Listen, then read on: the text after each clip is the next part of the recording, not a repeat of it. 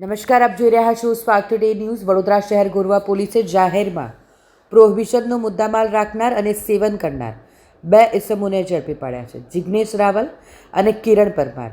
આ બંને ઇસમો જે ગોરવા ગામના તળાવ ખાતે દારૂનો મુદ્દામાલ રાખનાર અને સેવન કરી રહ્યા હતા.